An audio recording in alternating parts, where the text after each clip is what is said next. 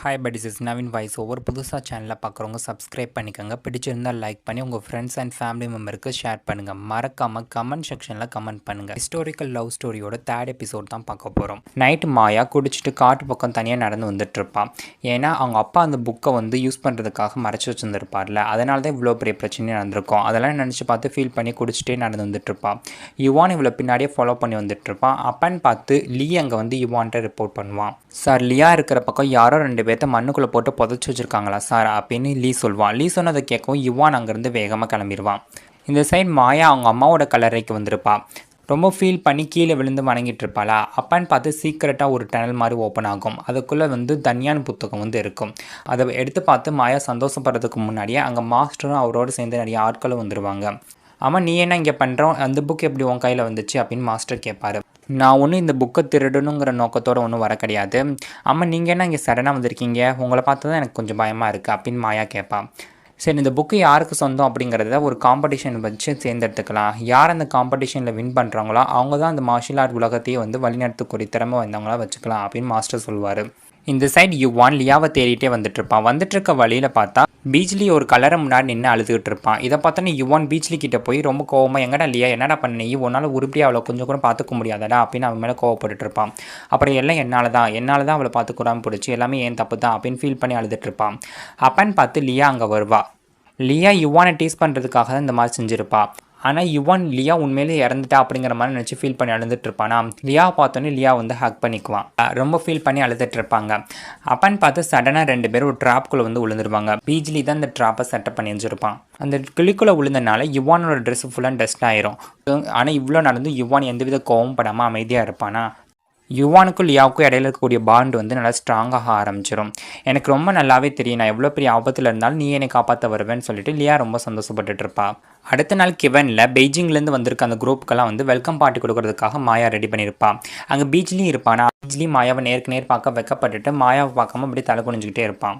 பீச்லிக்கு மாயா கூட பேசணுன்னு தான் ஆசை. பேசலான்ட்டு மாயா எடுத்துகிட்டு வருவான். ஆனால் அவனால் பேச முடியாது. மாயா அந்த பார்ட்டி ஹாலை விட்டு வெளில நடந்து வந்துட்டு இருப்பான். அப்படி நடந்து வந்துட்டு இருக்க வழியில் யுவானை மீட் பண்ணுவாள். என்ன, அந்த தன்யானோட கீழ்ப்பகுதி உனக்கு கிடச்சிருச்சான்னு ரொம்ப சந்தோஷப்பட்டுட்டு இருக்கியா, என்னோட பெண்டன்ட்டை நீ தானே திருடுன அப்படின்னு யுவான் கேட்பான். ஆமாண்ணா, இப்போ என்ன உன்னோட பெண்டன்ட் தானே வேணும் அப்படின்னு மாயா அந்த பெண்டன்ட்டை யுவான் மேலே தூக்கி போட்டு அங்கேருந்து போயிடுவா. இந்த சைட் பாய் மாஸ்டரை மீட் பண்ணுறதுக்காக வருவார்.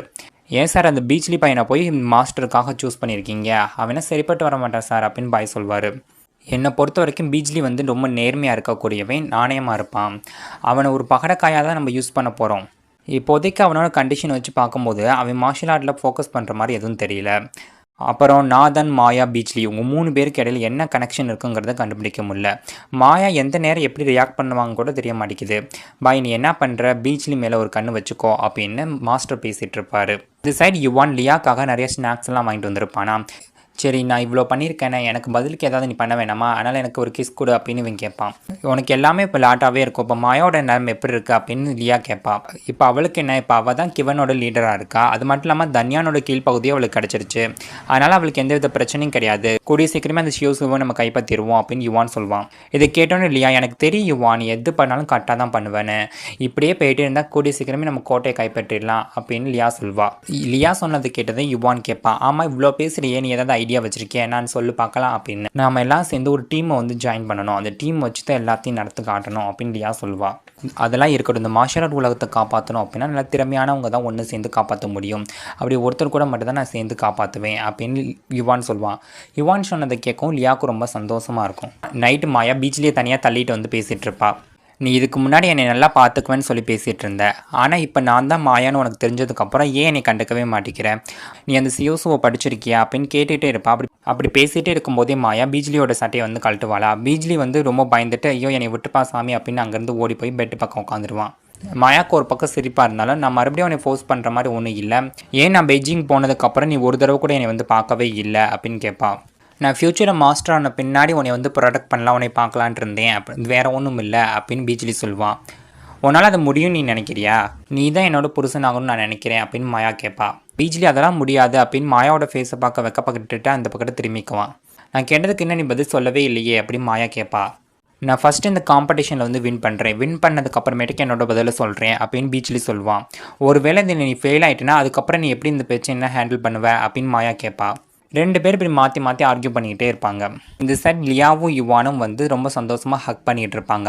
அப்போ யுவான் லியாவோட கையில் வந்து ஒரு ரிங் போட்டு விடுவான். இனிமேல் வாழ்நாள் ஃபுல்லாக நான் தான் உன்னை ப்ரொடெக்ட் பண்ண போகிறேன், இனிமேல் நான் அவங்க கூட எப்போவுமே ட்ராவல் பண்ணுவேன் அப்படின்னு சொல்லி ப்ராமிஸ் பண்ணுற மாதிரி.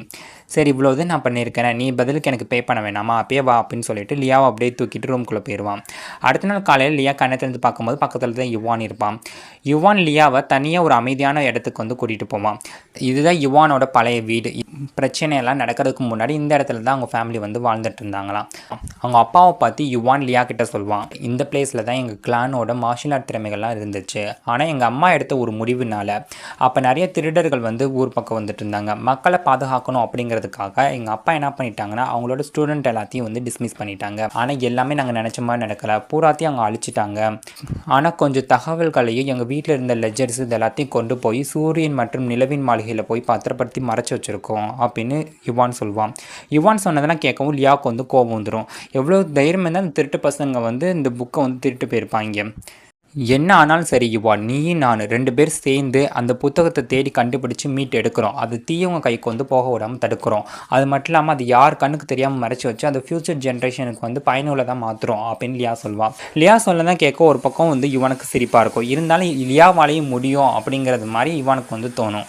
லியாவும் யுவானும் இந்த மாதிரி பேசிகிட்டு இருப்பாங்க. அடுத்த நாள் காலையில் மாயா கிட்ட சொன்ன மாதிரி மாஸ்டர் அந்த காம்படிஷனை வந்து ஸ்டார்ட் அப் பண்ணுறதுக்காக வந்திருப்பார். இந்த டோர்னமெண்ட் வந்து ஸ்டார்ட் ஆக போகிறது. இந்த டோர்னமெண்ட்டோட ரூல்ஸ் என்னென்னா, ஃபஸ்ட்டு வந்து டீம் வந்து செலக்ட் பண்ணணும். அதுக்கு நிறைய பால்ஸ் வந்து இங்கே வச்சுருக்கோம். அதில் யாருக்கிட்ட வந்து ஒரே கலர் பால்ஸ் வருதோ அவங்களாம் ஒரு டீம் அப்படின்னு நியமிக்கப்படுவாங்க அப்படின்னு அனௌன்ஸ் பண்ணுவாங்க. யுவான் போய் ஒரு எல்லோ கலர் பால் எடுப்பான். அதே பால் தான் லியாவும் எடுப்பாள். லியாவும் யுவானும் ஒரு டீம் ஆயிடுவாங்க.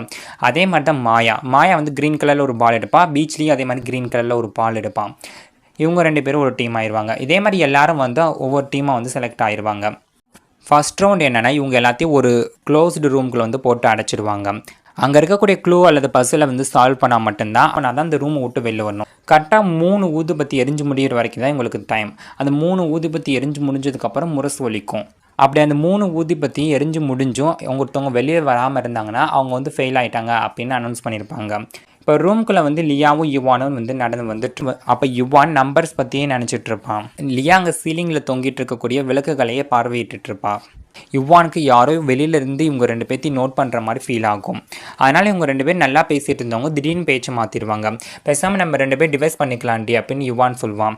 அதான் பண்ணிக்கலாண்டா, முதல்ல நான் சைன் போட்டு தரேன்டா அப்படின்னு சொல்லிட்டு 2 பேரும் என்ன பண்ணுவாங்கன்னா மேரேஜ் கான்ட்ராக்டில் வந்து லியா வந்து சைன் போட்டு கொடுப்பா. யுவான் லியாவும் இப்படி நம்ம இந்த ரூமை விட்டு வெளில போகிறது, வெளில போகலன்னா அவுட் ஆயிடுவோமே அப்படின்னு டிஸ்கஸ் பண்ணிகிட்டு இருப்பாங்க. அப்போ தான் யுவான் வந்து ஒன்று கெஸ் பண்ணுவாள். இந்த ரூமோட சீலிங் ஃபுல்லாமே வந்து விளக்குகளாக கட்டி தொங்க விட்டுருக்காங்க. இதெல்லாம் வச்சு பார்க்கும்போது நம்ம உட்காந்துருக்க இடம் நமக்கு ஈஸியாக எட்டக்கூடிய இடத்துல வந்து வச்சுருக்க மாட்டாங்க. இதில் இருக்க ஒவ்வொரு விளக்கலையும் வந்து ஒவ்வொரு கண்டென்ட் வந்து எழுதி வேறு தொங்க விட்டுருக்காங்க. அது ஒவ்வொருத்தவங்களோட பிளேஸ் வந்து குறிக்கக்கூடியதாக இருக்குது. கண்டிப்பாக அந்த விளக்குகளில் ஏதோ ஒரு விளக்கு மேலே தான் கீ வந்து இருக்கணும், அதை நம்ம எப்படியாவது கண்டுபிடிச்சிடணும் அப்படின்னு யுவான் சொல்லுவான். யுவானும் லியாவும் சேர்ந்து இந்த மாதிரி க்ளூ கண்டுபிடிச்சதுக்கு அப்புறமேட்டுக்கு இந்த விளக்குகளுக்கெல்லாம் மேலே ஒரு விளக்கு இருக்கும். அந்த விளக்கு மேலே வந்து கீ இருக்கும், அதை வந்து எடுத்துருவாங்க. சரி அதை போய் எடுத்து டோரை திறக்கலாம் அப்படின்ட்டு அந்த சாவியை போட்டு திறந்து பார்ப்பாங்க. ஆனால் அந்த சாவி வந்து ஃபிட் ஆகாது. இந்த சைட் மாயாவையும் பீச்லேயும் தான் காட்டுவாங்க. மாயாவும் அதே மாதிரி ஐடியா சொல்லி இந்த சாவி வந்து கண்டுபிடிச்சிருப்பாங்க. பீச்லேயும் அந்த சாவியை போய் டோரில் போட்டு திறந்து பார்ப்பான். ஆனால் டோர் வந்து திறக்காது. சரி வேறு ஏதாவது சாவி இருக்கான்னு பார்க்கலான்னு சொல்லிட்டு மாயா அங்கிட்டு பார்த்துட்டு இருப்பான். பீச்லிக்கு வந்து மாஸ்டர் வந்து சீக்கிரட்டாக ஒரு லெட்டர் கொடுத்துருப்பார்ல, அந்த லெட்டர் வந்து ஓப்பன் பண்ணி பார்ப்பான். நாதன் வந்து டெவில் செக்டோட வந்து சேர்ந்துட்டான், அதனால் பீச்லி நீ தான் வின் பண்ணணும், அப்போ தான் இந்த ஷோஸும் வந்து யார் கையிலையும் சிக்காமல் நம்ம பாதுகாக்க முடியும். அதனால் இந்த ரூமை விட்டு வெளில வந்தால் தானே நீ வின் பண்ண முடியும். இந்த ரூமை திறக்கிறதுக்கான கீ வந்து ஒரு சீக்ரெட் கபோர்டுக்குள்ளே வந்து இருக்குது. அந்த கபோர்டுக்கு மேலே வந்து ஒரு ஃப்ளவர் பாட் இருக்கும் அப்படின்னு அந்த லெட்டரில் போட்டிருக்கும். பீச்லிக்கும் வேறு வழி இல்லை, அதனால் அந்த லெட்டரில் போட்டிருக்க மாதிரியே அந்த கீயை வந்து எடுப்பான். கீ எடுத்து அந்த டோரத்தை வந்துட்டு 2 பேர் வெளில வந்துடுவாங்க. இந்த சைட் லியாவுக்கு எங்கே நம்ம வெளியில் போகாமல் இங்கேயே இருந்துருவோமோ, ஃபெயிலாக போயிடுவோமோ அப்படின்னு பயந்துட்டு இருப்பான். நம்ம வெளியில் ஃபஸ்ட்டாக போகிறோமோ இல்லை செகண்டாக போகிறோமோ அதெல்லாம் தேவையில்லாது, ஒருவேளை வெளில போகாமல் விட்டுட்டோம் அப்படின்னு வச்சுக்கோவே நமக்கு ஷியோஸும் கிடைக்காம போயிடும் அப்படின்னு யுவான் சொல்லிட்டு இருப்பான். இதெல்லாம் கேட்கவும் லியாவுக்கு வந்து கோபம் வந்துடும். அதனால் அந்த டோரை போட்டு உதச்சிட்டு இருப்பான். அப்புறம் லியா என்ன நினச்சான்னு தெரியல, தன்னோட ஹேர்பினை எடுத்து இந்த லாக்கை வந்து திறந்துருவான். ஏன்டி இப்படி பண்ணிகிட்டு இருக்க, இந்த மாதிரி பண்ணது வெளில தெரிஞ்சிச்சுன்னு வச்சுக்கவே நம்ம டிஸ்குவாலிஃபை பண்ணிட்டாங்கன்னா என்ன பண்ணுறது அப்படின்னு யுவான் கேட்பான். அதெல்லாம் என்ன வந்து கிடக்குது, எவன் பார்க்க போகிறான், வா போகலாம் அப்படின்னு சொல்லி யுவானை பிடிச்சி வெளில எடுத்துகிட்டு வந்துடுவா. லியாவை பொறுத்த வரைக்கும் எப்படியோ ஜெயிச்சா போட்டு திறந்துச்சா அவ்வளோதான். இந்த ஃபர்ஸ்ட் ரவுண்டில் மொத்தம் 3 டீம் வந்து வின் பண்ணியிருப்பாங்க. அடுத்த ரவுண்ட் என்னென்னா ஒரு பாக்ஸில் மொத்தம் 4 கொஸ்டின் வந்து போட்டிருப்பாங்க. மொத்தம் 8 டெஸ்ட் பேப்பர் வந்து இருக்கும். யார் அங்கே கேட்டிருக்க கேள்விக்கு வந்து கரெக்டாக வந்து டிராயிங் பண்ணுறாங்களோ, யாரோட டிராயிங் வந்து மேட்ச் ஆகுதோ அவங்க வந்து பேர். யார் இதில் கரெக்டாக வந்து ஆன்சர் பண்ணுறாங்களோ அவங்க அடுத்த ரவுண்டுக்கு வந்து மூவ் ஆகலாம் அப்படின்னு அனௌன்ஸ் பண்ணுவாங்க. பிஜிலி தானே ஃபஸ்ட் ரவுண்டில் வந்து ஃபஸ்ட்டாக வந்து கதவை திறந்து வெளில வந்திருப்பான். அதனால் அவனுக்கு தான் ஃபஸ்ட் பீரியாரிட்டி கொடுப்பாங்க. அவன் வந்து அவனோட டேன் படி எழுதிட்டு போயிடுவான். அதுக்கப்புறம் யுவான் வந்து அவனோட டேன் படி என்ன எழுதணுமோ அதை எழுதிட்டு போயிடுவான். அதுக்கப்புறம் லியா வந்து எழுதுவான். இந்த மாதிரி எல்லாரும் அவங்கவுங்க டேனுக்கு வந்து எழுதிட்டு போயிடுவாங்க. பீஜ்லிக்கு எல்லாமே தெரிஞ்சுனால அவன் ஈஸியாக அந்த ரவுண்டில் வின் பண்ணிடுவான். லியா யுவானோட டேன் வந்து இப்போ வருது. அவங்களுக்கு என்ன கொஸ்டின் கேட்டிருப்பாங்கன்னா, ஒரு பொண்ணு தனியாக காட்டுக்குள்ளே வந்து மாட்டிருக்கு. அப்பன்னு பார்த்து நிறைய கொள்ளைக்காரங்க வந்து அவளை வந்து சுற்றி வளைச்சிட்டாங்க. இப்போ அந்த பொண்ணுக்கு வந்து ஹெல்ப் கிடைக்குமா இல்லையா அப்படின்னு கொஸ்டின் கேட்டிருப்பாங்க. இல்லையா அந்த கொஸ்டினை கேட்டோம், என்னடா முட்டாத்தனமாக கொஸ்டின் கேட்டு வச்சுருக்கீங்க அப்படின்னு வந்து கத்திக்கிட்டு இருப்பான். ஆனால் யுவான் தான் இந்த தடவை வந்து ஆன்சர் பண்ண போகிறான். யுவான் தன்னோட புத்திசாலித்தனத்தை பயன்படுத்திட்டு என்ன பண்ணுறான்னா, ஒரு லென்ஸை வச்சு அந்த பிக்சரை ஃபுல்லாக வந்து வாட்ச் பண்ணிட்டு இருக்கான். அப்படி பார்க்கும்போது அந்த பொண்ணை பார்க்கும்போது அந்த பொண்ணு ரொம்ப வீக்காக இருக்க மாதிரி இருக்குது. இதெல்லாம் வச்சு பார்க்கும்போது இந்த பொண்ணு தான் மாஸ்டராக இருக்கும். அது மட்டும் இல்லாமல் இவன் கையில் இருக்கக்கூடிய வெப்பனை இவன் நல்லா ஸ்ட்ராங்காக வேறு இருக்கான். இதெல்லாம் வச்சு பார்க்கும்போது இவன் வந்து ஒரு வாரியராக தான் இருக்கணும் அப்படின்னு பார்த்தா கண்டிப்பாக அந்த பொண்ணுக்கு இவனால் எந்தவித தீமையும் வந்து ஏற்படாது அப்படின்னு யுவான் ஆன்சர் பண்ணுவான். இந்த யுவானோட ஆன்சரை கேட்கவும் எல்லாரும் யுவானுக்கு தான் ஓட் பண்ணுவாங்க. யுவான் இதில் வின் பண்ணிடுவான். நைட்டு யுவான் மாஸ்டரும் நிறைய பேர் உட்காந்து பேசிட்டு இருக்கிறத வந்து ஒட்டு கேட்டுட்டு இருப்பான். எல்லாமே நம்ம பிளான் படி தான் போயிட்டு இருக்கு. கண்டிப்பாக பீச்லி தான் வின் பண்ணுவா. நம்ம இந்த ஷியோஷோவை வந்து கைப்பற்றிடலாம் அப்படின்னு பேசிட்டு இருப்பாங்க. இந்த சைட் காங் பீச்லி கிட்ட ஒரு லெட்டர் வந்து கொடுப்பான். இதை மாஸ்டர் வந்து ஸ்பெஷலாக உனக்காக ப்ரிப்பேர் பண்ணி கொடுத்துருக்காருப்பா. இதை நல்லா நீ ரீட் பண்ணி பாரு. நீ கண்டிப்பாக லீடர் ஆகிடலாம். நீ மட்டும் இதில் வின் பண்ணிட்டுனா மார்ஷியல் ஆர்ட் உலகத்தை காப்பாற்றிடலாம். அந்த டெவில் செக்ட்லேருந்து காப்பாற்றுறது மட்டும் இல்லாமல் அந்த டெவில் செக்ட்லேயே அடிக்கலாம், அது கூட சேர்த்து யுவானே அழிச்சிடலாம் அப்படின்னு காங் சொல்லிட்டு இருப்பாரு. ஆனால் நம்ம பீச்லிக்கு இப்படி ஏமாத்துறது வந்து சுத்தமாக பிடிக்கவே இல்லை. நீங்கள் என்ன தான் சொன்னாலும் சரி, எனக்கு இந்த மாதிரி செய்கிறதுனா சுத்தமாக இஷ்டமே கிடையாது. மாஸ்டருக்கு வந்து நான் லாயலாக இருக்கணும். அது மட்டும் இல்லாமல் மாஸ்டர் மேலே நான் மரியாதை வச்சிருக்கனால தான் இந்த மாதிரி செய்கிறேன் அப்படின்னு பீச்லி சொல்லுவான். இதெல்லாம் கேட்ட காங்க்கு பக்குன்னு போயிடும். இங்கே பாடுறா, நீ பாட்டுக்கு தேவையில்லாமல் அது இதுன்னு சொல்லிட்டு காம்படிஷனில் கோட்டை விட்டு ஃபெயில் ஆகி தொலைச்சிடாத. நீ இந்த காம்படிஷனில் வின் பண்ணுறதுனால உனக்கு ஷியோஷூ மட்டும் கிடைக்க போகிறதில்ல, அதோடு சேர்த்து நீ லீடரும் ஆகிடலாம். அது மட்டும் இல்லாமல் உன்னை யாருமே புள்ளி பண்ண முடியாதுடா. நீ தான் கிங்காக இருப்ப. இங்கே நடக்கிறது எல்லாமே நம்ம மாஸ்டர் சொன்னபடி தான் நடக்கும். நீ ஒன்றும் கவலைப்படாத, கண்டிப்பாக நம்ம தான் வின் பண்ண போகிறோம் அப்படின்னு காங் பேசிகிட்டு இருப்பாரு. காலையில் ஃபைனல் ரவுண்டை ஸ்டார்ட் பண்ணுறதுக்கான இன்ஸ்ட்ரக்ஷனாக கொடுத்துட்ருப்பாங்க. இந்த ரவுண்டில் யார் கூட பேராக இருக்கணுங்கிறத நாங்கள் தான் டிசைட் பண்ணுவோம். இப்போ உங்களோட திறமையை காட்ட வேண்டிய நேரம் வந்துருச்சு. இந்த ரவுண்டை பொறுத்த வரைக்கும் டைம் லிமிட் அப்படிங்கிற ஒன்றும் கிடையாது. யார் சண்டை போட முடியாமல் அந்த ரிங்கை விட்டு வெளில வராங்களோ அவங்க அவுட் ஆயிடுவாங்க அப்படின்னு அனௌன்ஸ் பண்ணுவாங்க. ஃபர்ஸ்ட் ரவுண்டில் மாயாவும் யுவானு தான் சண்டை போடுவாங்க. 2 பேரும் ரொம்ப பயங்கரமாக வந்து சண்டை போட்டுட்டு இருப்பாங்க. அப்போ மாயா யுவானை அந்த ரிங்கை விட்டு வெளில தள்ளி விட்டுருவான். யுவான் அவுட் ஆயிடுவான். அடுத்த ரவுண்டுக்கு நம்ம பீச்லேயும் இன்னொருத்தவனையும் தான் வந்து பேரா சூஸ் பண்ணியிருப்பாங்க. 2 பேர் சண்டை போடுறதுக்காக களத்தில் வந்து நிற்பாங்க. ஆனால் பீச்லி வந்து அவனை டச் கூட பண்ணியிருக்க மாட்டான். ஆப்பனண்ட்ல இருக்கவன் வந்து கீழே வந்து விழுந்துருவான். தான் சாக போகிற மாதிரி என்னை விட்டுருங்க அப்படின்னு சொல்லிட்டு இருப்பான். இது எல்லாமே இந்த மாஸ்டரோட செட்டப் தான். இது எல்லாத்தையும் பற்றி மாயா கிட்ட வந்து சொல்லிட்டு இருப்பாங்க. பீச்லி வந்து இந்த ரவுண்டில் வின் பண்ணிட்டானே, அதனால பாய் பீச்லியை கூப்பிட்டு டீ பார்ட்டி வந்து கொடுத்துட்டு இருப்பாரு. பரவாயில்லப்பா, நீ வின் பண்ணிட்ட. அடுத்த ரவுண்டுக்கு நீயும் மாயாவும் தான் சண்டை போட போறீங்க. எல்லாமே நம்ம பிளான் படி தான் போக போகுது அப்படின்னு சொல்லிட்டு டீயை ஊற்றி குடிப்பாங்க. பீச்லி அந்த டீயை வந்து குடிச்சிட்டு இருப்பான். அந்த டீல பாய் பாய்சன் கலந்து வச்சிருப்பாரு. அது தெரியாம பீச்லி அதை குடிச்சிட்டு இருப்பான். சேம் டைம் இந்த சைடு மாயாவுக்கு வந்து ஒரு லெட்டர் வருது. பீச்லி வந்து பாய்சன் குடிச்சிட்டான், அதுக்கான மாத்து மருந்து வேணும்னா நாளைக்கு நடக்க போற அடுத்த ரவுண்ட்ல வந்து நீ என்ன பண்றன்னா நீ தான் வந்து வின் பண்ணணும். உன்னோட திறமை என்னன்னு பார்க்கலான்னு அந்த லெட்டர்ல போட்டிருக்கோம். ஒரு பக்கம் யுவான் தன்னோட திங்ஸ் எல்லாம் பேக் பண்ணிட்டு இருப்பான். இதை வந்து லியா பார்த்துட்டு ஏன்டா இந்த மாதிரி பண்ணிட்டு இருக்க அப்படின்னு கேட்பா.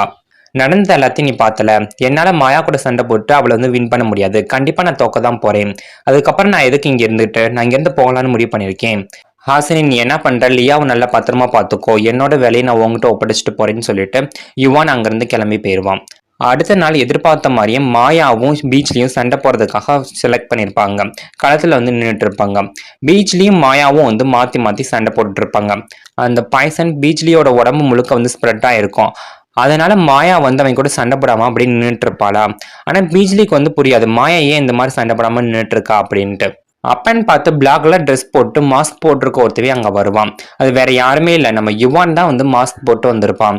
சியோசு புத்தகத்தை அங்கேருந்து எடுத்துட்டு போறதுக்காக தன்னை யாரும் பார்த்துருக்க கூடாதுன்னு சொல்லிட்டு இந்த மாதிரி மாஸ்க் போட்டு தன்னோட முகத்தை மறைச்சிருப்பான். அப்ப யுவான் அந்த சியோசு புத்தகத்தை எடுக்கலான்ட்டு போவான். அப்பன்னு பார்த்து இன்னொரு பிளாக்ல ட்ரெஸ் போட்ட மாஸ்க் போட்டவன் வந்து அங்கே வருவான். யுவானை வந்து தடுத்து நிறுத்துவான். அப்புறம் 2 பேர் வந்து மாத்தி மாத்தி பயங்கரமா சண்டை போட்டுட்டு இருப்பாங்க. அப்படி சண்டை போட்டு இருக்கும்போது யுவான் அந்த ஆப்போனன்ட்ல இருக்கனோட மாஸ்க் வந்து வாள வச்சு வெட்டிடுவான். வந்திருக்கிறது வேற யாருமே இல்ல, மாஸ்டர் தான் அந்த மாதிரி வேஷம் போட்டு வந்திருப்பாரு. இத சுத்தி இருக்க எல்லாரும் பார்த்துட்டு ரொம்ப அதிர்ச்சியா இருப்பாங்க. என்னடா மாஸ்டர் அந்த மாதிரி பண்ணுது அப்படின்ட்டு. எல்லாரும் ஏன் மாஸ்டர் இந்த மாதிரி குறுக்கு வழியில சியோஷோவை அடையணும்னு நினைக்கிறீங்க? இது உங்களுக்கே தப்புன்னு தோணலையா? நல்லாவா இருக்கு அப்படின்னு கேட்பாங்க. உடனே மாஸ்டர் ரொம்ப சத்தமா, ஆமா நான் தான் இது திருடுறதுக்காக தான் வந்தேன். ஏன்னா நம்ம செக்ட் அந்த டெவில்ட்ட இருந்து காப்பாத்துறதுக்கு எனக்கு வேற வழி தெரியல. ஆனா எல்லாத்தையும் இவன் பாழாக்கிட்டான் அப்படின்னு யுவானை பார்த்து சொல்லிட்டு இருப்பாரு. நீ ஒரு செக்டோட மாஸ்டர் இருந்துட்டு பெரிய நல்லவன் மாதிரி நடந்துட்டு இருக்க. ஆனா செய்யறது பூராமே பாவ செயலா இருக்கு. இனிமேல் பட்டு உன்னால வேற யாருக்குமே வந்து கஷ்டம் ஏற்படவே கூடாது. அது எல்லாருக்கும் வந்து தெரியப்படுத்தணும் அப்படிங்கிறதுக்காக தான் நான் இதை வந்து இந்த வேஷம் போட்டு வந்து சொல்லிட்டு இருக்கேன் அப்படின்னு சொல்லிட்டு யுவான் தன்னோட மாஸ்கை கலட்டுவான். யுவான் தான் அது அப்படிங்கிறத சுத்தி இருக்க எல்லாரும் பார்க்கவும் அவங்களுக்கு அதிர்ச்சியா வந்து இருக்கும். இந்த முட்டாள் மாஸ்டருக்கு தன்னோட மருமகனை கூட அடையாளம் கண்டுபிடிக்க தெரியல அப்படின்னு சொல்லிட்டு யுவான் அந்த தனியான் புத்தகத்தை வந்து மேல தூக்கி எறிவான். அதுல இருக்கக்கூடிய பேஜஸ் எல்லாம் அப்படியே காத்துல பறந்து கீழே விழுகும். அங்க இருக்க மக்கள் எல்லாரும் போட்டி போட்டுட்டு நீ நான் அப்படின்னு முந்தி அடிச்சுட்டு அந்த பேஜஸ் எல்லாம் கலெக்ட் பண்ணிட்டு இருப்பாங்க. மாஸ்டருக்கு அங்க நடந்தது எல்லாமே யுவான் சொன்னது எல்லாத்தையும் நினைச்சு ரொம்ப கோபமா இருக்கும். அதனால பீச்லி கிட்ட இப்பயும் ஒன்னும் கெட்டு போல, நீ சண்டை போட்டு அந்த சியோஷோ புத்தகத்தை வந்து திரும்ப அடைஞ்சிரு, அதான் நல்லது அப்படின்னு பீச்லி கிட்ட சொல்வான். ஆனா பீச்லி மாஸ்டர் சொல்ற எதுக்குமே பதில் சொல்லாம அமைதியா இருப்பான். நான் என்னோட மக்களுக்காக எல்லாத்தையும் விட்டு கொடுக்கணும்னு நினைக்கிறேன். நான் எந்த விதத்திலும் இன்டெலிஜென்ட்டாவும் இல்லை, எனக்கு மார்ஷியல் ஆர்ட் ஸ்கில்லும் வந்து அந்த அளவுக்கு தெரியாது. இந்த மாஸ்டர் எனக்கு சீக்கிரட்டா ஹெல்ப் பண்ணதுனால தான் நான் இந்த லெவலுக்கு வர முடிஞ்சிச்சு. அதனால நான் இந்த செக்டுக்கு லீடரா இருக்கிறதுக்கு தகுதி இல்லாதவனா போயிட்டேன். ஆனா இந்த மாயாவை பாருங்க, நீண்ட நாளா வந்து அவங்க மார்ஷியல் ஆர்ட்ஸ் திறமையில வந்து பேர் போனவங்களா இருக்காங்க. அவங்க தான் இந்த செக்டுக்கு வந்து லீடரா இருக்கிறதுக்கு தகுதியானவங்க. அவங்களே நம்ம லீடரா வந்து அப்சர்வ் பண்ணிக்குவோம் அப்படின்னு சொல்லிட்டு பீச்லி வந்து நீல் டவுன் போட்டு நீங்க லீடர் ஆகணும் அப்படின்னு மாயா கிட்ட வந்து கேட்டுட்டு இருப்பான். சுத்தி இருக்க எல்லாருமே வந்து பீச்லி சொல்றது சரிதான், நீங்க தான் வந்து லீடர் ஆகணும் அப்படின்னு சொல்லுவாங்க. இதை கேட்கும் பாய்க்கும் மாஸ்டரும் அப்படியே செத்து போன மாதிரி போயிடும். அவங்களோட பிளான் பூராமே வந்து ஃபெயிலியர் ஆயிரும்ல. அதுக்கப்புறம் யுவான் அந்த பெருசை பாக்குறதுக்காக அவரோட இடத்துக்கு போவான். அந்த பெருசு ஒரு இடத்துல உட்காந்து டீ குடிச்சிட்டு இருக்கும். இப்பயும் அவர் பாக்குறதுக்கு புரியாத புதிர் மாதிரி தான் இருக்கும். என்னப்பா இப்பதான் ஒரு காம்படிஷன் முடிஞ்சிச்சு, அடுத்ததுக்கு தயாராக இருக்க வந்திருக்கியா அப்படின்னு கேட்டுட்டு இருப்பாரு. அப்படி கேட்டுட்டே அந்த பெருசு வந்து யுவானை வந்து பார்க்கும். யுவானோட கையில வந்து எதுவுமே இல்லாம வெறுங்கையில வந்திருப்பானா, அதை குறுகுறுன்னு பார்த்துட்டு இருக்கும். இந்த தடவை தூண்டில போட்டு எந்த மீனை பிடிக்க போதோ தெரியல. யுவான் அந்த டேபிள்ல இருக்க டீ கப் எடுத்து டீ குடிக்கலாம் அப்படின்ட்டு போவான். ஆனா அந்த பெருசு டக்குன்னு யுவானோட அந்த டீ கப்பை வந்து பிடிச்சிரும். சரி யுவான் அந்த டீ கப்பை வந்து வாங்கிடலாம் அப்படின்ட்டு கொஞ்சம் இழுப்பான். ஆனா அவனால இழுக்க முடியாது. சரி முழு ஃபோர்ஸையும் யூஸ் பண்ணி இழுக்கலாம் அப்படின்ட்டு ட்ரை பண்ணி பார்ப்பான். ஆனா அவனோட முழு ஃபோர்ஸையும் யூஸ் பண்ணாலும் அந்த டீ கப் வந்து அந்த பெரியவரோட கையில தான் இருக்கும். யுவானால பிடுங்க முடியாது. அப்பதான் யுவானுக்கு புரியும் இதுவும் ஒரு வித மார்ஷியல் ஆர்ட் டெக்னிக் தான் அப்படின்ட்டு. இது ஜின்மலையில இருக்கக்கூடிய அந்த வான் ஆர்ட் மார்ஷியல் ஆர்ட் டெக்னிக் இருக்கும்ல, அதுல ஒன்னா வந்து இருக்கும். அந்த பெருசு அந்த டீ கப்பை பார்த்துட்டு உனக்கு ஒன்னும் ஆகலையே, நீ நல்லா தானே இருக்க அப்படின்னு பேசிட்டு இருக்கோம். நான் தான் இந்த போட்டியில வந்து வின் பண்ணேன். யார் தோத்தாங்களோ அவங்க ஜெயிச்சவங்களுக்கு வந்து ஏதாவது கிஃப்ட் கொடுக்கணும். இருந்தாலும் பரவாயில்ல, நானே உனக்கு ஏதாவது ஒன்று தரணும்னு நினைக்கிறேன். ஏதோ அந்த புக்கை எடுத்துக்கோ, டேபிள் இருக்கு அப்படின்னு சொல்லிட்டு அந்த பெருசு கண்ணிமைக்க நேரத்துல வந்து மறைஞ்சு போயிரும். யுவானுக்கு ஒரே கன்ஃபியூஷனா இருக்கும். என்னடா இது வந்து இல்யூஷனா இல்ல யாராவது நம்ம கிட்ட ட்ரிக் பிளே பண்றாங்களா அப்படின்ட்டு. இந்த சைடு லியா ஒரு லெட்டரை வந்து படிச்சுக்கிட்டே நடந்து வந்துட்டு இருப்பான். அந்த லெட்டரை படிக்க படிக்க அவளுக்கு வந்து சிரிப்பு தாங்காது, சிரிச்சுக்கிட்டே இருப்பாளாம். அப்ப அந்த இடத்துல வந்து யுவானும் இவளும் பேசிட்டு இருக்க மாதிரி ஒரு சில இல்யூஷன்ஸ் வந்து அவ கண்ணுக்கு தெரியும். இந்த சைட் மாஸ்டர் பிளான் எல்லாருக்கும் தெரிஞ்சு போயிருச்சு அப்படின்ட்டு ரொம்ப கோபமா இருப்பாரு. அந்த பீச்ல சரியான வேஸ்ட் பீஸா இருப்பான் போல. நம்மளோட பகடக்காய் வந்து ஒண்ணுக்கெல்லாம் ஆகி போயிருச்சு. பாய் அந்த முட்டா பையன் பீச்ல எப்படியாவது நாடு கடத்தி விட்டுறணும். நம்மளோட பிளானை எல்லாருக்கும் சொல்லி பாலாக்கிட்டான் படு பாவி. நம்ம எப்படியாவது ஒரு பிளானை போட்டு அவனை பழி வாங்கியே தீரணும்.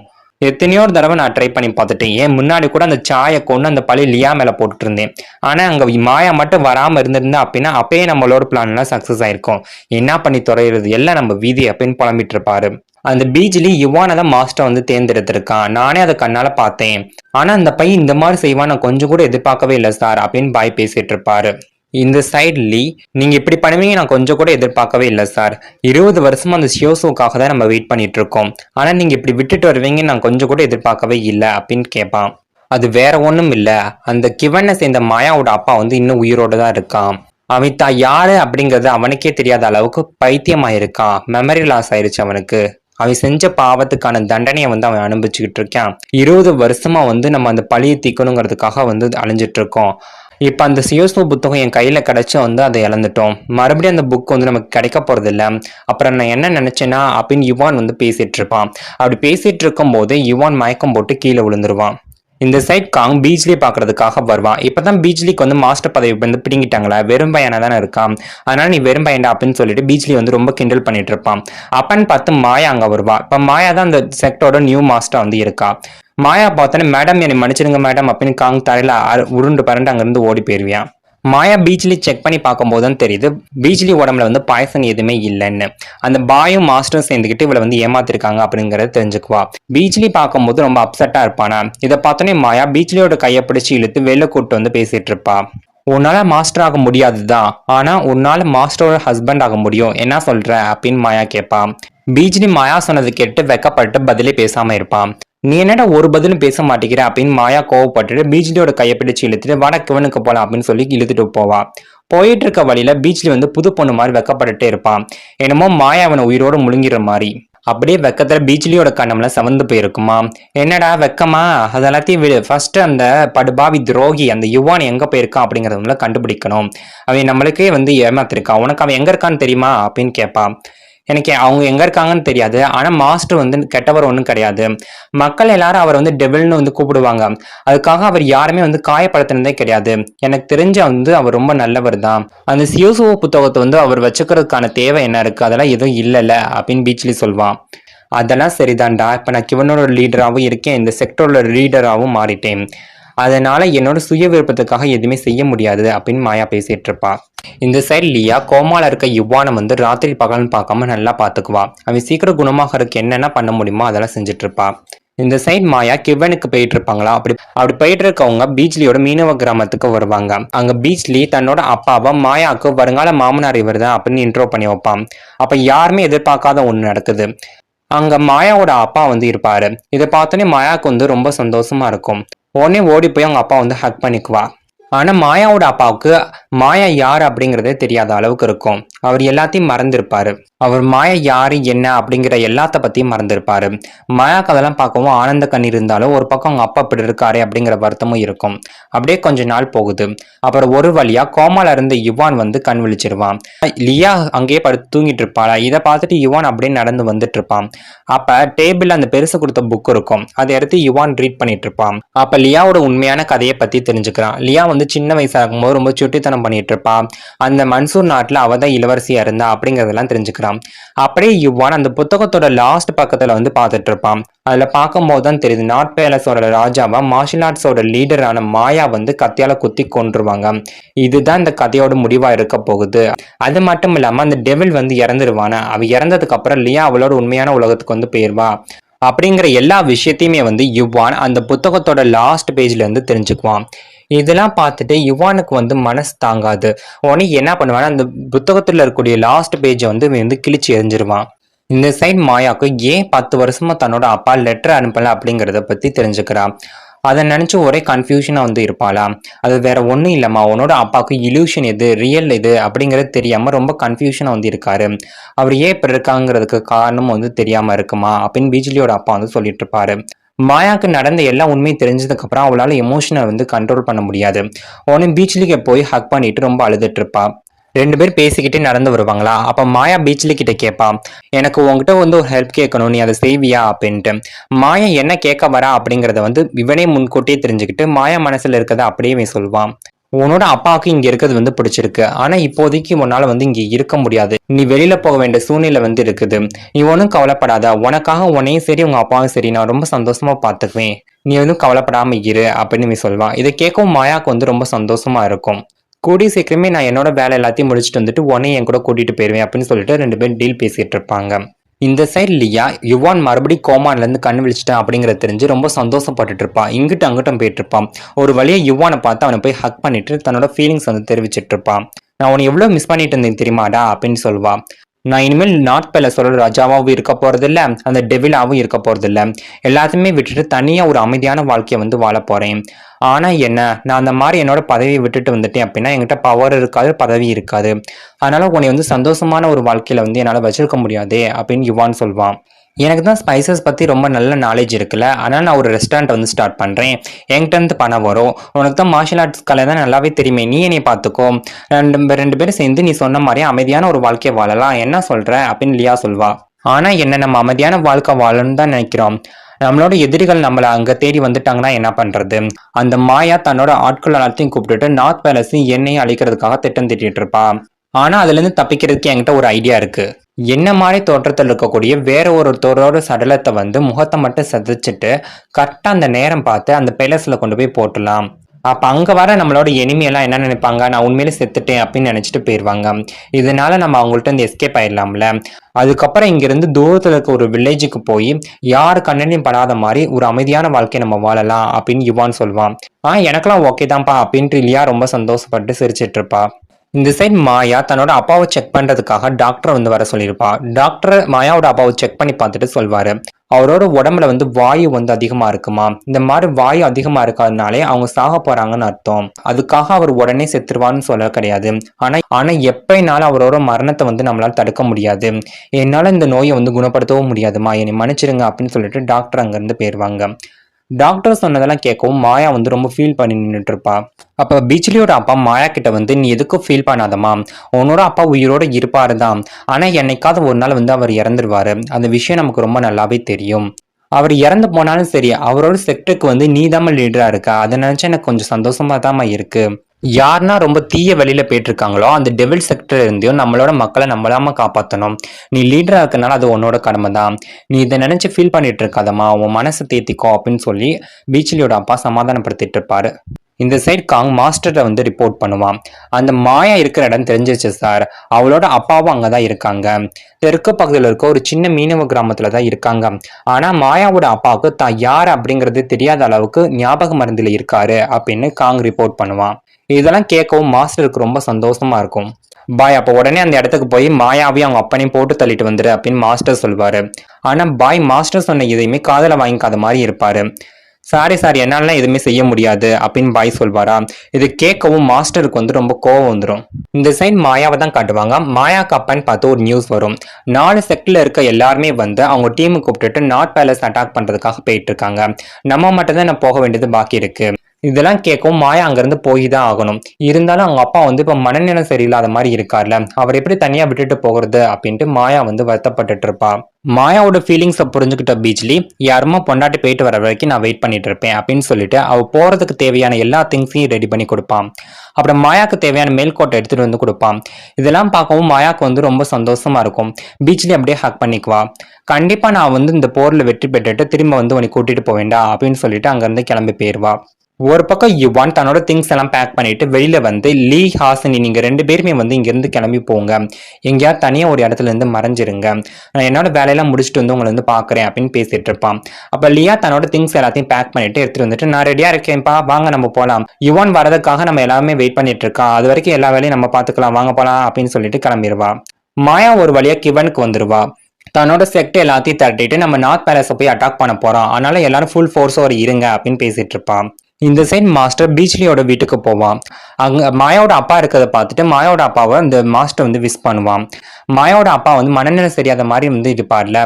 பாடா முன்னாடி மார்ஷியல் ஆர்ட்டோட லீடரா இருந்த ஒருத்தர் இப்ப தான் யாருங்கிறது தெரியாத அளவுக்கு இருக்காரு. பாவம்பா. இதை பார்த்து நம்ம சந்தோஷப்படுறதா இல்ல பாவம்னு சொல்றதான்னு தெரியல. இப்ப எனக்கு வர கோபத்துக்கு உன்னை என்ன தெரியுமா பண்ணு, கழுத்தை நெரிச்சு கொள்ளலாம்னு நினைக்கிறேன்.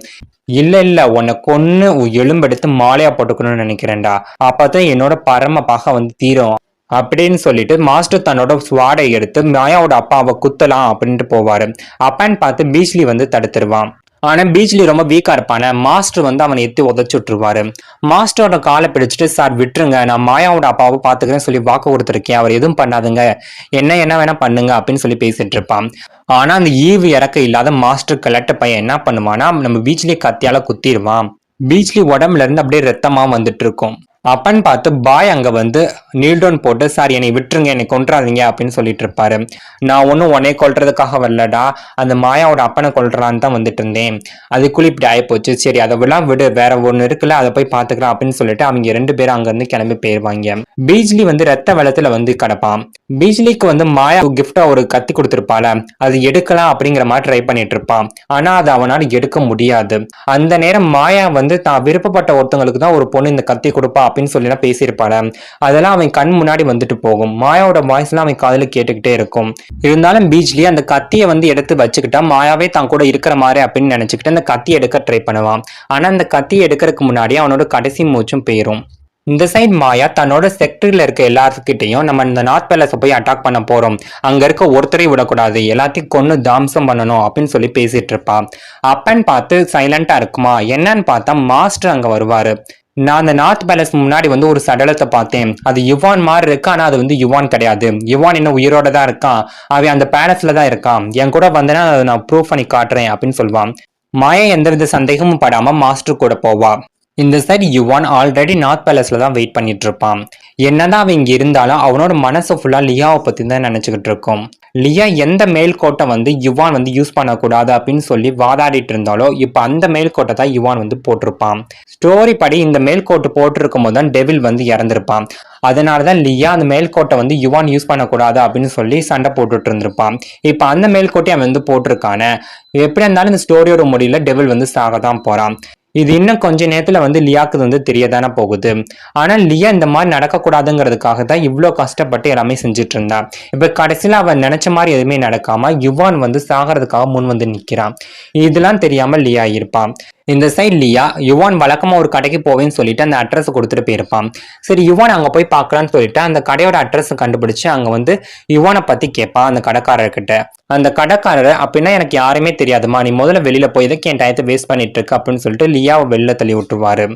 லியாவுக்கு ஒரே குழப்பமா இருக்கும், என்னடா அவர் இப்படி சொல்றாருன்ட்டு. யுவான் லியாவை வந்து முட்டாள் ஆக்கிட்டான், அவளை வந்து ஏமாத்திட்டான் அப்படிங்கறதே அவ தெரியாம அங்க இருந்து பரப்பிட்டு இருப்பா.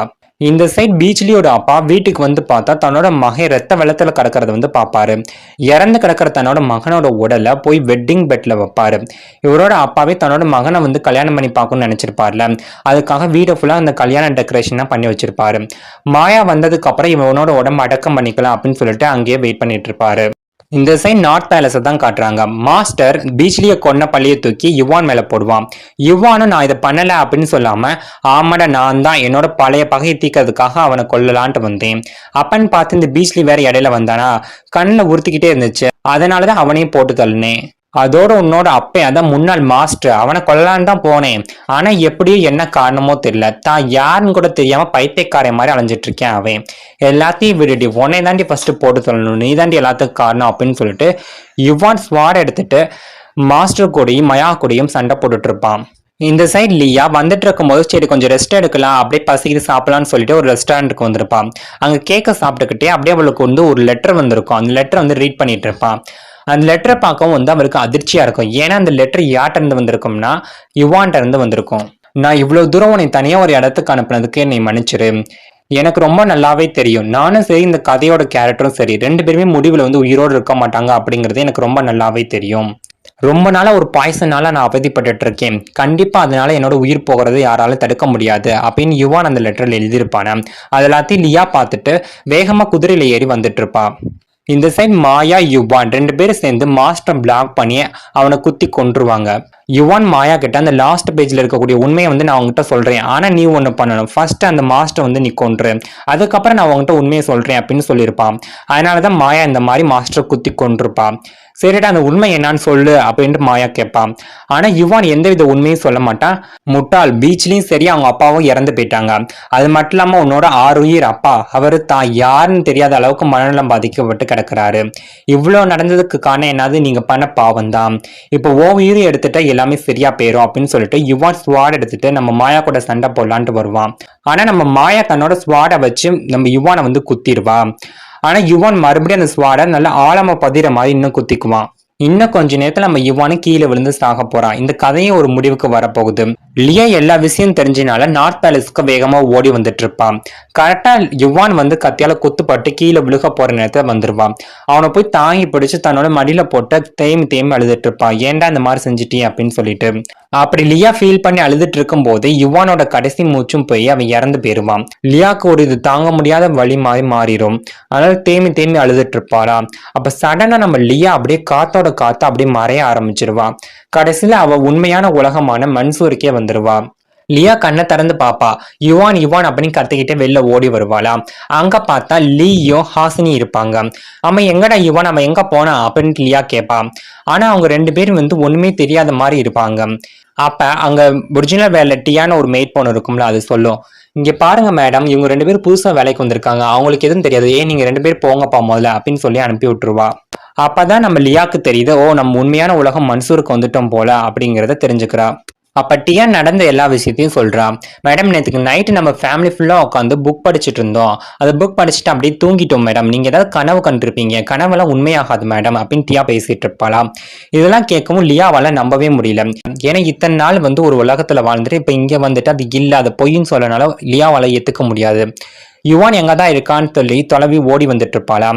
அப்பன்னு பார்த்து பீச்லி வந்து இடையில வருவான். பீச்ல பார்த்தா, டே நீ எப்படா வெளில வந்த, யுவான் எங்க இருக்கான்னு உனக்கு தெரியுமா, அல்லனா அந்த தனியான் புத்தகமாவது எங்க இருக்குன்னு தெரியுமாடா உனக்கு அப்படின்னு லியா கேட்பா. ஆனா பீச்ல எதுவுமே தெரியாத மாதிரி இருப்பான். டே நீ உயிர் கோயில காதலிச்ச அந்த மாயாவாத உனக்கு தெரியுமாடா, ஞாபகம் இருக்கா அப்படின்னு லியா வந்து கத்திக்கிட்டு இருப்பாளா. நீ இப்ப என்ன கேட்க வர எனக்கு புரியவே இல்லை.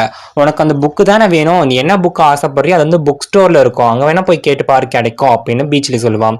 இதை கேட்டோடனே மாயா தள்ளுறா மாலை அப்படின்ட்டு ஓடுவாளா. உடனே பீச்ல வந்து மாயா பிடிச்சி இழுப்பா, எங்க போற நீன்ட்டு. புக் ஷாப்புக்கு தான் போறேன் வா மாலை அப்படின்ட்டு பீச்லயோட கை பிடிச்சி இழுத்துட்டு புக் ஷாப்புக்கு வந்து போவான். அங்க போய் அந்த கடைக்காட்ட, ஆமா பழங்கால புத்தகம் உங்கள்ட்ட இருக்கா அப்படின்னு கேட்பா. அவர் அந்த புத்தகத்தை எடுத்துட்டு லியாட்ட வந்து கொடுப்பானா. பீச்லயே கூப்பிடாம கூட லியா அங்கிருந்து வேகமா ஓடி வந்து வீட்டுல உட்காந்துருவான். வீட்டுல உட்காந்து அந்த புத்தகத்தை வந்து ரீட் பண்ணிட்டு இருப்பான். அந்த புத்தகத்தை ரீட் பண்ணி பார்க்கும் போதுதான் லியாக்கு வந்து தெரிய வருது, மாயா தான் யுவான கத்தியால குத்தி கொண்டுட்டான் அப்படிங்கிறது. இது வந்து லியாக்கு தெரியாது அப்படிங்கறது அதுல மென்ஷன் ஆயிருக்கு. அது மட்டும் இல்லாம அந்த நார்த் பேலஸும் சரி, நிலவு மற்றும் சூரிய மாளிகை எல்லாமே தீக்கு வந்து இரையாகி போயிருச்சு.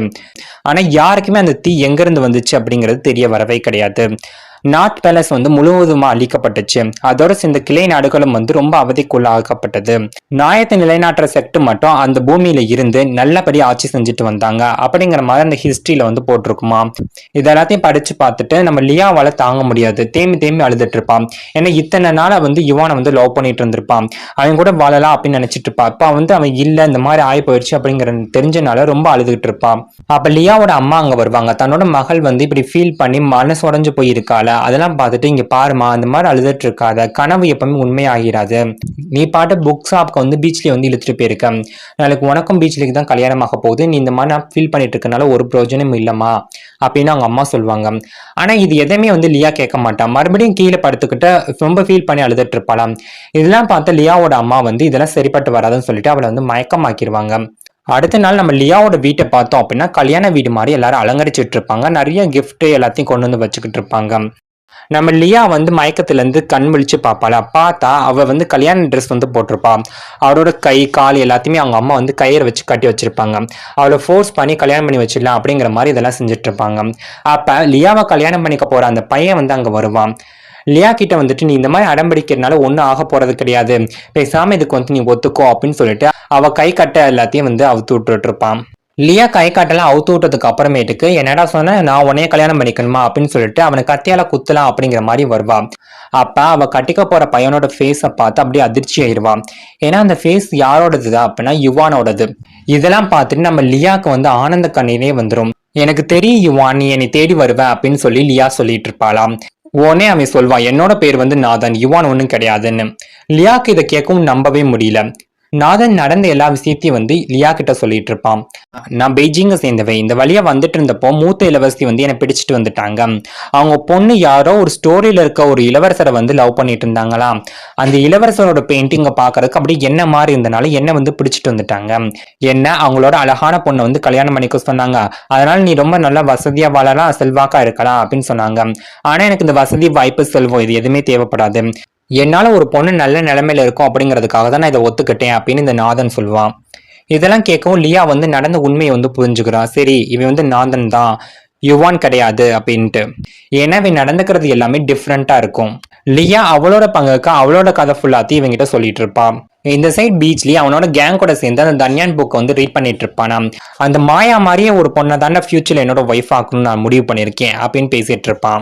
அப்பன்னு பார்த்து ஒரு பொண்ணு முக்காடு போட்டுட்டு அங்க வரும். தன்னோட முக்காடை விளக்கிட்டு அது பாட்டு கவிதையா பேசிக்கிட்டு இருக்குமா. அதெல்லாம் பீச்ல கேட்டு ரசிச்சிட்டு இருப்பான். அது வேற யாருமே இல்லை, நம்ம மாயா தான் அங்க வந்திருப்பா. இந்த சைட் லியா சொன்ன முழு கதையும் கேட்டுட்டு நாதன் சொல்வான், நீ சொல்ல எல்லாத்தையும் வந்து நான் உண்மைங்கிறத நம்பவும் முடியாது. அதுக்காக என்னோட உண்மையான பேரை மறைச்சிட்டு போலியான அந்த யுவான்ங்கிற பேருனால என்னால வாழவும் முடியாது. நான் யாரையும் வந்து ஏமாத்த கிடையாது. என்னோட முழு கதையும் நான் உங்ககிட்ட சொல்லிட்டேன். அது மட்டும் இல்லாம நான் லியா ஒன்னே ஒன்னும் அவனுக்கு காதலிக்க கிடையாது, புரிஞ்சுச்சா அப்படின்னு சொல்லுவான். நான் ஆல்ரெடி யுவானோட ஒய்ஃபா தான் வாழ்ந்துட்டு இருக்கேன். நான் எப்பவுமே கார்டியல் ட்ரெஸ் தான் போடுவேன், வேணா நீ பாரு அப்படின்னு சொல்லிட்டு லியா தன்னோட ட்ரெஸ்ஸை கலட்டலான்னு போவாளாம். ஆனா இதை பார்த்தோன்னு நாதன் வந்து லியாவோட கையை வந்து பிடிச்சிடுவான். உனக்கு கொஞ்சம் கூட வெக்கமாவே இல்லையா அப்படின்னு சொல்லிட்டு லியாவோட கையை பிடிச்சு தட்டி விட்டுருவேன்.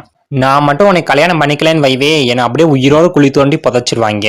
இப்ப நான் உயிரோட குழி தோண்டி புதைச்சிருவாங்கன்னு சொன்னதுனால என்னை யுவான் நினைச்சுக்காத மாத்தாயே அப்படின்னு இவன் சொல்வான். இதெல்லாம் கேட்கவும் மாயாக்கு ஒரு நிமிஷம் அப்படியே சந்தோஷமா இருக்கும். இவ உண்மையான யுவானா இருக்கக்கூடாதா அப்படின்ட்டு. நான் என்னோட முழு கதையை உன்கிட்ட சொல்லிட்டேன். நான் நாதன் தான், அதை பத்தி உனக்கு எந்த வித சந்தேகமும் வர தேவையில்லை. நீ நினைச்ச மாதிரி உன்னோட யுவான் வந்து உயிரோடு இருக்கலாம். அப்படி அவை உயிரோடு இருந்தா அவை செத்திருக்க மாட்டான்ல. நீ கொஞ்சம் எல்லாத்தையும் நல்லா நினைச்சு பாரு. சரி, நீ என்னை கல்யாணம் பண்ணிக்க மாட்டேன்னு சொல்லிட்டேன். அப்புறம் இங்கிருந்து நான் எதுக்கு அடிமதி வாங்கி சாகணும்? நான் இங்கிருந்து கிளம்புறேன்னு சொல்லிட்டு நாதன் அங்கிருந்து கிளம்பி வெளியில போவான். என்ன நினைச்சான்னு தெரியல நம்ம இல்லையா, பின்னாடியே ஓடி போய் டே டெவில் அப்படின்னு கூப்பிடுவா. உடனே நாதன் வந்து திரும்பி பார்த்துட்டு அப்படியே யுவான் சிரிக்கிற மாதிரி சிரிப்பானா. அந்த சிரிப்பும் அவனோட முகத்தையும் பார்க்கவும் அப்படியே லியாக்கு ஆனந்த கண்ணீரே வந்துடும். இதோட டு கெட் மாஸ்டர் சீரிஸ் வந்து முடிவுக்கு வருது. அடுத்து ஒரு நல்ல ஒரு சீரிஸோட நான் உங்களை வந்து மீட் பண்றேன். நான் எக்ஸ்பிளைன் பண்ணது உங்களுக்கு பிடிச்சிருந்துச்சுன்னா மறக்காம நம்ம சேனலை சப்ஸ்கிரைப் பண்ணுங்க, லைக் பண்ணி உங்க ஃப்ரெண்ட்ஸ் அண்ட் ஃபேமிலி மெம்பருக்கு ஷேர் பண்ணுங்க. மறக்காம கமெண்ட் செக்ஷன்ல கமெண்ட் பண்ணுங்க. தேங்க்யூ ஃபார் யுவர் வாட்சிங்.